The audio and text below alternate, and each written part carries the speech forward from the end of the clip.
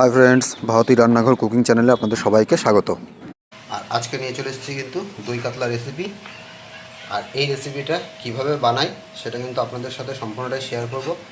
আর এই রেসিপিটা যদি কোনো বন্ধু বাড়িতে না খেয়ে থাকেন তাহলে অবশ্যই একটা অনুরোধ থাকলো, বাড়িতে একবার ট্রাই করে দেখবেন। তো চলুন আজকের ভিডিও এখান থেকে শুরু করা যাক। তো বন্ধুরা, আজকে নিয়ে চলে এসেছি কিন্তু দই কাতলা রেসিপি নিয়ে। আর দই কাতলা রেসিপিটা করার জন্য প্রথমে এখানে 5 পিস কাতল মাছ আমি ভালো করে ধুয়ে পরিষ্কার করে নিয়েছি। আর এখন এটা ম্যারিনেশন করবো।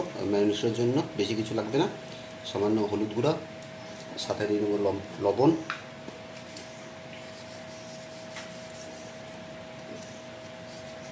আর ম্যারিনেশনটা যাতে স্মুথ হয় তার জন্য দিয়ে নেব সামান্য সরষের তেল।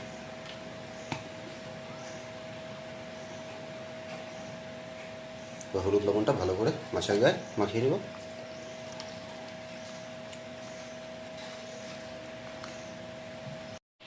আর মাছগুলো ম্যারিনেশন কিন্তু করে রাখা হয়ে গেছে। আর ম্যারিনেশনের ফাঁকে আমি কিন্তু এখানে দুটো মিডিয়াম সাইজের পেঁয়াজ পেস্ট করে নিয়েছি। আর দিয়ে নিব কড়াইয়ের মধ্যে সরষের তেল। আর তেলটা গরম হলে আমরা যে মাছগুলো ম্যারিনেশন করে রেখেছিলাম সেগুলো ভেজে নিব। আর তেল কিন্তু গরম হয়ে গেছে। আর এখন মাছগুলো দিয়ে নিব।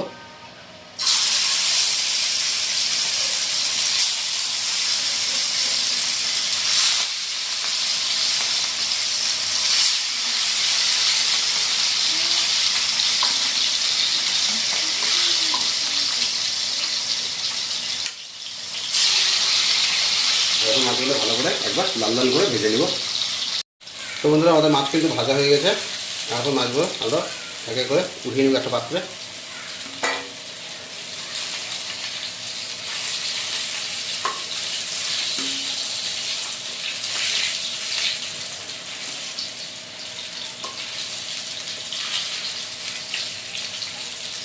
আর মাছ ভাজা হয়ে গেছে। আর এখন মাছ ভাজা তেলে দিয়ে নিচ্ছি 3টা শুকনো লঙ্কা আর 2 টুকরা তেজপাতা। আর এখন দিয়ে নেব যে পেঁয়াজ দুটো আগে থেকে বেটে রেখেছিলাম সেই পেঁয়াজ বাটাটা। আর পেঁয়াজ বাটাটা কিন্তু ভালোভাবে আপনাদের ভেজে নিতে হবে। তো আমাদের পেঁয়াজটা কিন্তু ভালোভাবে ভাজা হয়ে গেছে। আর এখন দিয়ে নেব আদা রসুন বাটা।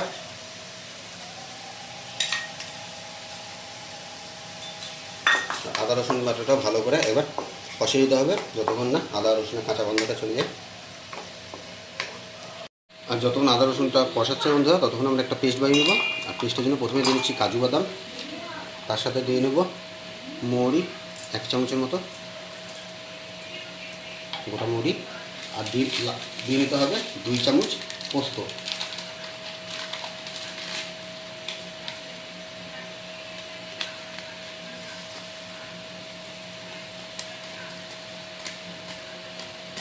এখন এটা ভালো সুন্দর মিহি পেস্ট বানিয়ে নেব না। তো আমাদের আদা রসুন সে কিন্তু ভালো মতো কষানো হয়ে গেছে, আর কাঁচা গন্ধটাও চলে গেছে।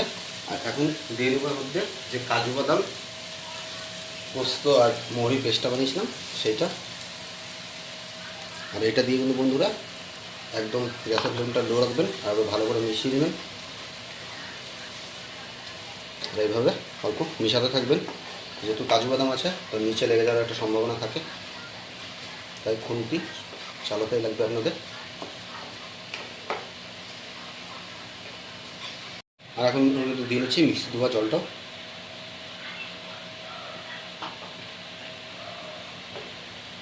এবার ভালো মতো মিলিয়ে এবার এটা 4-5 মিনিট কষিয়ে নিতে হবে আমাদের।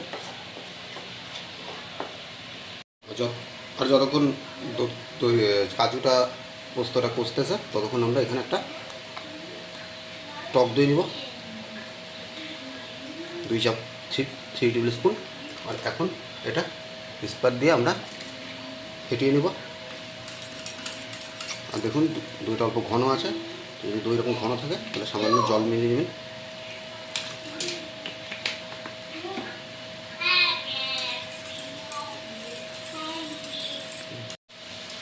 আর কাজু পিসটা কিন্তু দেখুন ভালো করে কষে গেছে, সাইড দিয়ে তেলও ছেড়ে দিয়েছে। আর এখন এর মধ্যে দিয়ে নিচ্ছি যে দুধটা ফেটিয়ে রেখেছিলাম টক দইটা, সেটা এখন দিয়ে দিচ্ছি।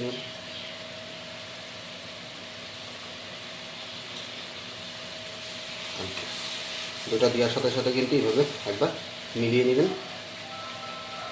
আর এই সময় গ্যাসের ফ্লেমটা একদমই লো রাখবেন, নাহলে কিন্তু দইটা ফেটে যাওয়ার একটা সম্ভাবনা থাকে।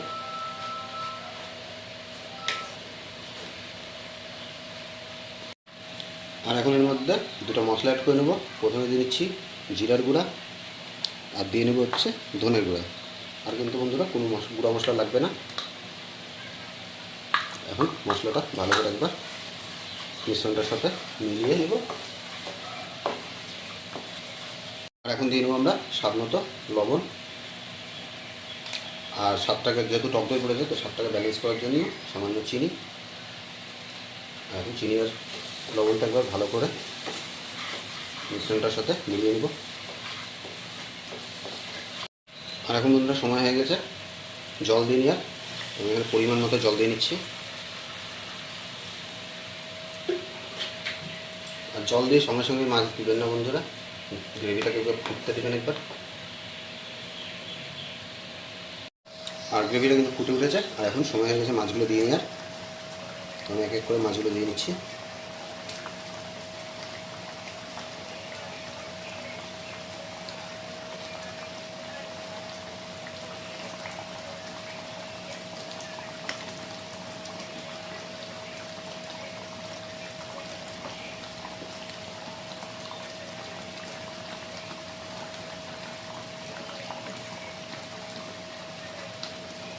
আর মাছগুলো দিয়ে আমরা কিন্তু গ্রেভিটাকে একবার ঢাকা দিয়ে রেখে দেবো 5 মিনিটের জন্য।